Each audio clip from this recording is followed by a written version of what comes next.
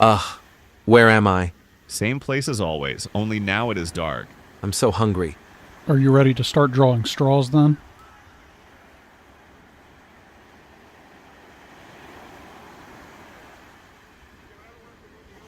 What is the purpose of trying to survive? Let's say we somehow get out of this. What next? Go back to regular life? Is there still a regular life waiting for us? Then we do some things, then die. Given that death is inevitable, why not here and now? I don't know. I'm beginning to like it here. You've been asleep. I know it looks like a lot of nothing, but there are things out there. You know that at least one of us is going to have to go. And who do you suggest it should be? We could just wait for the first of us to die. Too long. The rest of us will be too weak. We should do it while some of us still have a chance to live. Better that one of us should go to save the rest of us. I can't believe we're actually talking about this. Well, what would you rather talk about? Why talk at all? What good is it doing? Talking is all we have left.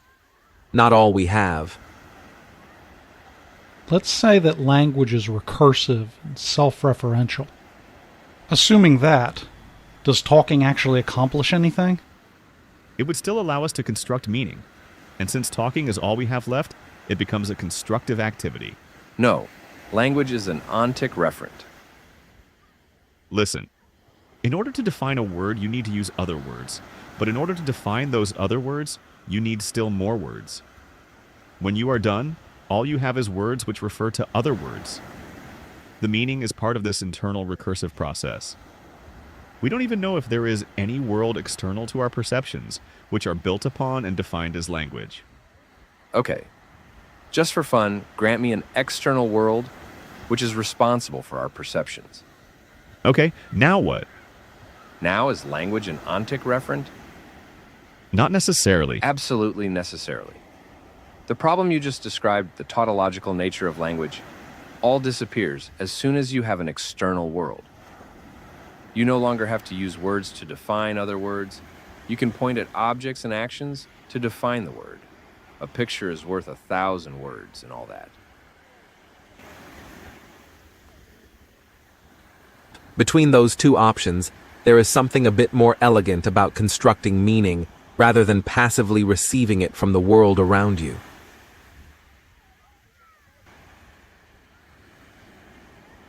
You know, once you get out of your little shell of language and take a long, hard look at the world as it really is, you might want to retreat back into that pillow fort of language you've safely put yourself in.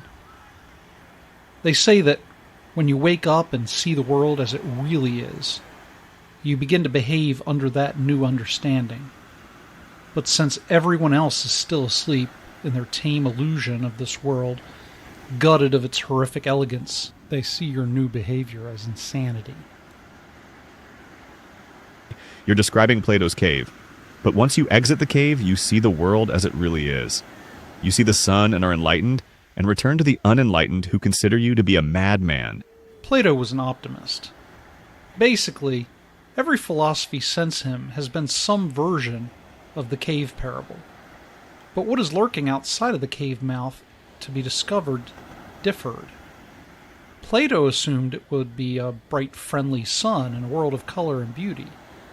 For Nietzsche, he sees a cold, dead star where the sun used to be, and a desolate landscape which requires rebuilding. For Kierkegaard, he sees nothing at all, and returns to the cave where things make sense. But why stop there? Take Alice, for example. She fell down the rabbit hole, but at the end of the story, it was all a dream.